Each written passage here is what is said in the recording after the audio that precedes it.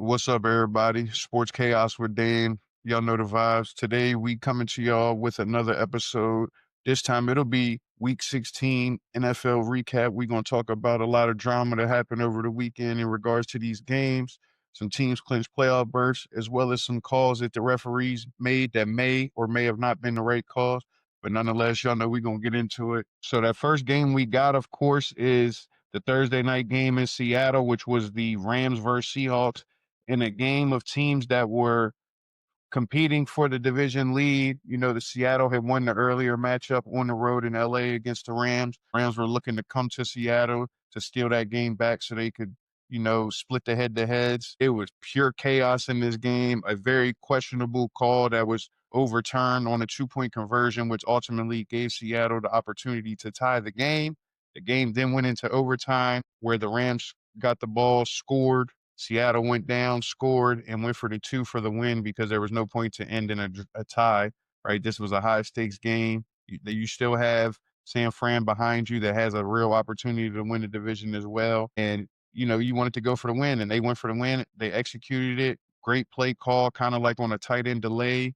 And he came wide open across the middle for the catch and won the game. But that game was fun to watch for sure. Matt Stafford in that game was 29 of 43, 457 yards with 3 scores. Sam Darnold, 22 of 34, 270 yards, 2 touchdowns. He also had 2 INTs. Kyron Williams, 23 carries for 70 yards. Kenneth Walker had that one big carry for 50-some yards, but on the night he had 11 carries for 100 yards in that score. Puka was the man of the night, the man of the hour, showed out from start to finish, 12 catches, 225 yards, and 2 scores. JSN came on late with 8 catches and 96 yards and a touchdown. Like I said, this game was electric from start to finish. The Rams had 581 yards of offense in a game that they lost. Seattle did have 415 yards, but to almost have 600 yards of offense in an NFL game and lose is absurd. And especially when you consider the fact that the Rams won the turnover battle 3-0. They did not turn the ball over one time in this game. They had more first downs. They did have 3 more penalties. They had more third down conversions. They were 2 for 3 on fourth down. So, they controlled time possession by 14 minutes. So when you look at it, it's actually crazy they lost this game. But, that fourth quarter is really where things changed when they got outscored 16-7. So now Seattle, leads the division, fighting for the number 1 overall seed in the NFC. Meanwhile, the Rams are right behind them. The Rams would need the Seattle to drop 2, and the Rams would have to win 2 for them to win the division at this point. So I don't think that that's very likely. But like I said, another team that's interesting to see is the 49ers, because the 49ers, I believe, do have the head-to-head over the Seahawks already, and they play again here in a few weeks. And they're currently 1 game back of Seattle. So that division is going to get super interesting down the stretch. But again, this Seattle Rams game definitely started week 16 off with the proper hype, considering all the stakes for a lot of teams and what they had to do to get things done. And they came out, delivered on Thursday night in front of the world. And like I said, a crazy, dramatic game. Seattle got the win to take the division lead 38-37. And then we're going to get into the next epic matchup, and that was the Green Bay Packers and Chicago Bears. I'm not sure if you were able to see this game, but if you didn't, you missed some action for sure. The Packers were winning this game. It looked like they had it in the bag. At one point in time, they were up 10 points in the fourth quarter with the ball, and then everything just took a turn for the worse, and the Bears ended up getting back into the game, outscored the Packers 13-3 in the fourth quarter. The game goes to overtime, and the Bears end up coming back to win the game 22-16 to take the division lead, clinch the playoff berth. Shout out to Ben Johnson. He changed the culture out here. I talked about this some in my last video leading up to week 16 and who I thought was going to win this game. I did take the Bears. However, it did look like in this game that the Bears was going to lose. They stuck with it. They recovered a onside kick. Y'all know how the onside kicks are in today's NFL. So for them to score, be able to recover the onside kick, and then go down and score on a 4th and goal, I believe it was. And what a ball it was from Caleb Williams in the back of the end zone off his back foot to the running back. Super, super big moment for Chicago Bears and what they've been dealing with for the last few years. So this was big for them. Now they're going into the postseason. And now, they're another one of these teams in the NFC that's fighting for the number 1 overall seed. I don't think anybody really wants to go to Chicago to play a playoff game. just based on the weather conditions. And now you got a real team in front of you. They can run the football, so the weather won't really affect them. We've seen Caleb Williams, as I mentioned in my previous video talking about this game. One is becoming one of the best escape artists in the NFL. So they're fun to watch. Defense takes the ball away. They just know how to force turnovers. So even when they're struggling a little bit, you always are just sitting back waiting on that turnover to finally happen. But like I said, they were able to fight through all the adversity, had the football guys on their sides, recover some onside kick, and made things happen. And so now, like I said, they're sitting in a great position, fighting for that one seed in the NFC. Malik Willis actually came into the game for Green Bay and was 9 for 11 with a touchdown. He played pretty solid. Caleb Williams, 19 to 34 with 2 touchdowns. Nobody really had a super big rushing day. Swift led Chicago with 58. Wilson led Green Bay with 82. And then you had DJ Moore, 5 catches for 97 yards, and of course, the walk-off score. And then you had on an absolute dime from Caleb Williams. Absolute dime. That ball couldn't have been thrown any better. And then Dobbs had 5 catches for 84 yards and a score as well. But like I said, this game here definitely lived up to the hype. And now it slowly becomes interesting on what's going to happen because like I said, they're 11-4. You have Seattle 12-3. The Eagles are 10-5. And they're basically, and then you still have the Niners, which are 11-4, the Rams, which are 11-4, which the Rams can't be the one because I don't think they'll win their division. San Fran still has a chance with a game behind Seattle. They did, like I said, mention earlier that they won the head-to-head against them earlier in the season, and they play again, I believe, next week, week 18, so they could still win the division there, and potentially had a 1 seed themselves. So it's going to be interesting to see how it plays out between those 3 or 4 teams in the NFC to see who gets that 1 seed. Chicago has put themselves in a position to be at that table and be part of that conversation, and it's well deserved. They're playing a great brand of football. Even when it's not the prettiest, they find ways to win, and that's what it's about. As long as you can find ways to win, especially tough games, even in games like this, big division game at home. You know, you just lost to them a few weeks ago. So now you come back home with a chance to take over the division lead and you get it done. It might not have been the fashion you wanted, but at the end of the day, the result is what you wanted. And that was the win. And they got that, you know. So now it's about putting it together because these next 2 weeks are going to be super important to continue the momentum, continue to build. And then, you know, once you get to the postseason, it's a whole nother game. So, you know, the game plan and stuff will be a little different. It'll be interesting to see how the Bears respond, and especially Caleb Williams being his first time in the postseason. So this was a hell of a matchup, and the Bears got a much needed win to, you know, secure the division. And then, of course, we're going to go ahead and transition right into the Pittsburgh and Detroit Lions game. Of course, y'all see I'm talking about the games that have substance from this past weekend. This was a super huge game for Pittsburgh, and not only for Pittsburgh, but for Detroit as well, because now Detroit is looking like they're on the outside looking in. They might not make the playoffs. You know, who would have thought that after the year they had last year? We know they lost both of their coordinators, but with the team they have dealt with some injuries just as they did last year, but last year they were able to find ways to get through it. But whenever you lose both coordinators, it's always tough. It's always going to be some ups and downs, and obviously we're seeing that with the Detroit Lions. They started off playing pretty good, but then they've hit a rough spot, and here they are, 1 game above 500. And like I said, a lot of teams would, or a lot of fans would have never seen this coming based on the way that they've been progressing over the course of the last few seasons.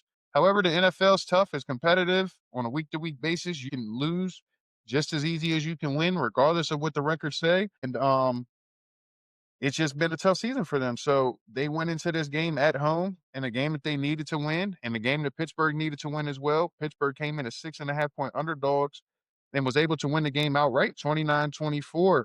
It started off a Pittsburgh type of game. And when it starts off a Pittsburgh type of game, you know, low scoring, a 3-0 first quarter where Pittsburgh had the lead, you know, that's our identity. Physical, defense, and they were able to consistently, you know, stay in the game all night. And then Jalen Warren in the fourth quarter breaks 2 big plays to the crib to, you know, essentially put a fork in the Lions. And every time it seemed like they had an answer, you know, he answered again. Like I said, it was 2 big runs in that fourth quarter. Now, there was some controversy in this game because of the way that it ended. I think the ending call on the offensive pass interference by St. Brown on the 2-hand push-off extension before he caught the ball was the right call. The pitch for the touchdown is what threw me off because when he pitched it to Golf and Golf scored, I thought since it was OPI, maybe they would run it back since there was a touchdown scored. However, there were zeros on the clock. After further review, they said, or further discussion, I should say, that they said the game was over. That was an unusual play because it's not something we usually see. Like the OPI, no time, cool, we know. But the fact that it was a touchdown, I wasn't sure how they was going to handle that, but they made the call. But there was also a lot of controversy on the play prior to that where the two DBs lined up next to the two receivers and they ran essentially like a pick routes, but the DBs didn't communicate it or whatever. So St. Brown caught a touchdown wide open, which of course got called back, which was a crucial play in that game. You know, you have people saying that it was a PI, you have some saying it wasn't. Of course, by the book, that would be a pass interference. But the problem is referees have never have to come out and speak on the calls that they make in certain situations. And it's kind of like they can call it if they want because it's a judgment call, right? But, you know, if it's been this type of fighting for position or whatever all game, two teams got their seasons on the line, they're battling it out, and you could take a call, you could make a call that can end one season or potentially end one season, or let's just say hurt one season. And in the same breath, you're helping another team. And unfortunately, I'm a Baltimore Ravens fan, so I'm not going to say that Pittsburgh didn't deserve to win this game because they definitely did. But as a Baltimore fan, there was two calls in our game against Pittsburgh 2 weeks ago that cost us that game in a game that we probably would have won, which was the Isaiah Likely drop, and then the Travis Jones call on the Pittsburgh field goal, which gave them an automatic 1st and goal. And so instead of them having 3 on the board, it ended up turning into a 7. So, and that was back-to-back possessions. So those two calls there were crucial, and that benefited Pittsburgh. And then you go into a game like this where they would have maybe ended up losing if the St. Brown touchdown stands, right? And, you know, they got the benefit of 2 calls at the end of the game to where they ended up going on the road and getting a big win.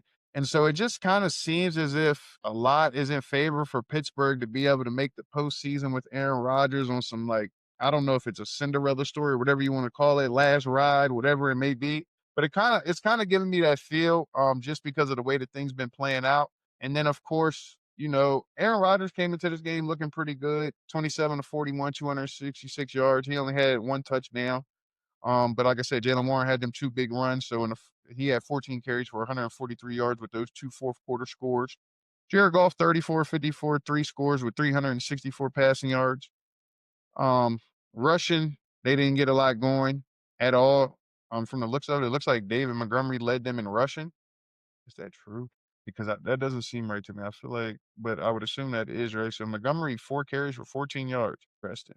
It was the running backs type of day. You know, normally it's the Lions running backs, but today it was the Pittsburgh running backs. You know, Kenneth Gainwell had 5 catches for 78 yards and a touchdown. You know, y'all, I'm sure that most people seen the highlight of Aaron Rodgers telling him to run a flat, and then he told him motion out and run a go, and he ended up throwing a bomb to him and he scored. So that was dope there. You know, to see that transpire on cam. But like I said, that was a big win. Now Pittsburgh, the big problem out of Pittsburgh is DK walks up to a fan in the midst of this game, has a altercation with him. The NFL, of course, suspends DK the last 2 regular season games. He appealed it. The NFL upheld it. And now the super interesting thing about this is Pittsburgh travels to Cleveland with a chance to put the division away, lock the division up, secure their playoff spot, and they lose DK Metcalf in a division matchup on the road against a good defense. And why this is so pivotal, in my opinion, to Pittsburgh is because Pittsburgh's offense has been better over the last few weeks because they've been able to move the ball down the field. Their deep threat is DK Metcalf. There's no secret to that. Now he's not going to be out there. You're going to have these guys, a receiver, Adam Thielen, Scotty Miller. Teams aren't going to fear these guys. So now you're going to go back to the dink and dunk football. And in a game against a team like Cleveland that's going to get to the quarterback, that has a good secondary, one of the best corners in football in Denzel Ward, and they have a problem. I mean, and they're able to cause problems for a Pittsburgh offense and a matchup of division opponents that know each other as well. I think this is a very tricky matchup for them because they win, they clinch. They lose, and Baltimore wins their game on Saturday against Green Bay. Then it all comes down to week 18 and who will win that game. So I think it's very tough. You know, Pittsburgh got a big win. Now they have to travel on the road as 3-point favorites to get another big win against a division opponent without their number 1 receiver, in which we already know their receiver room wasn't too strong. So it'll be interesting to see. what happens in that matchup there. But like I said, Pittsburgh put themselves in prime position to go out and win the division in week 17 and make sure that that week 18 matchup versus the Ravens isn't even a factor or have any playoff implications. So we'll see if they can get it done. But they went on the road this week and got a huge win as a 6.5 point underdog against the Detroit Lions to move to 9-6 on the season. Of course, that gives us a perfect segue into the Sunday night game, New England versus Baltimore, in a game that Baltimore had to win to still control their fate of getting into the postseason, in a matchup where Lamar Jackson went out in the first half. Snoop Huntley came in, played a damn good game, was able to move the ball down the field, score on 2 possessions. And then for whatever reason, Baltimore scores to go up 11 points with 12 minutes left in the fourth quarter on a Derrick Henry score. Drake May and company answer on the ensuing possession, get the 2-point conversion to cut it to 3. And Derrick Henry, which had 125 plus yards rushing and 2 scores, never seen the field the rest of the game without Lamar Jackson on the field, and your season's on the line. What are we talking about here? I've never seen this in sports my entire life. Your best player is always on the field, on the court, whatever it is, when your game or season is on the line. There's no excuses for that. I don't want to hear nothing about no backup running back, splitting reps, this or that. This is the most absurd shit I've ever seen. You have a guy that defenses hate to play against in the fourth quarter, especially when he's running effectively like he was in this game. Your number one quarterback is out, and you don't lean on your next best player to get the job done. In fact, you come out and run 7 straight plays, and he's not on the field one time. And Baltimore blows the game because they give the ball back to New England, and New England goes down the field and scores and wins the game 28-24. So they move to 12-3, and Baltimore moves to 7-8. And now they need Pittsburgh to lose this week, and they have the tougher matchup and having to travel to Lambeau to face the Packers and the team that's also fighting for playoffs as well. So it's a high stakes matchup. This game will be played Saturday. So if for whatever reason Baltimore wins this game, then the pressure would be on Pittsburgh to then Sunday go ahead and go into Cleveland and take care of business. Or as I mentioned earlier, it will come down to the week 18 matchup between the two teams. However, Lamar Jackson was dealing with back issues. I think they said it was just a bruised back. I don't know how much I expect him to be healthy this week or even play. And going on the road to Lambeau is going to be a tall task regardless, but it's definitely going to be tough without QB1 when you know both teams are playing for something bigger at this point in the season. So it's going to be interesting to see how it goes. But in that game, I mean, Drake May had a good game, 31-44, 2 touchdowns and a pick. Of course, that pick came on his first drive. That was a bad ball, but he overcame it and had a good day.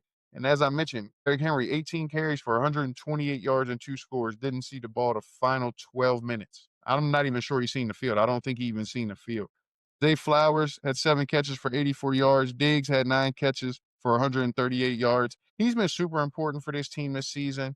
I know he's been deemed as a head case or whatever the case may be previously, but, I think he's been super big for Drake May's development, game in and game out. And of course, most importantly, this New England roster, which 4 wins last year, currently 12-3 after this Week 16 win, with 2 games to go, and they're leading their division over a tough Buffalo team. So you got to give a respect to these New England Patriots. This was a big, big win for them on the road after coming off the loss where they were up 21-0 against Buffalo at home and gave the game away. So this was good to come on the road, fight through adversity when it looked like they was going to lose down at 11 early in the fourth, come back and get the win by scoring 2 touchdowns. So like I said, they're in a great spot, but they can't get comfortable because the Bills are right behind them now in the division as well. I believe they're 1 game back, 12-3 and 11-4. And they split. The Bills do have another division loss though, so that would put the Patriots over them. So as long as the Patriots doesn't drop their next 2, they should go on to win that division, which I believe they will. And then, that just leads to more Week 17 drama, right? These games were super big games. They played out the way they played out, but it kind of is what it is. And then, of course, we can get into these other Week 16 games. I'm going to run through some really fast because there were some matchups that had some implications, but not like super big implications. So we'll see how this plays out. But we had, of course, the Eagles with a win over the Commanders, 29-18. Jalen Hurts, 22-30, 185 yards with 2 scores. Saquon, 21 carries, 132 yards and a touchdown. A.J. Brown also had 9 catches for 95 yards. That Eagles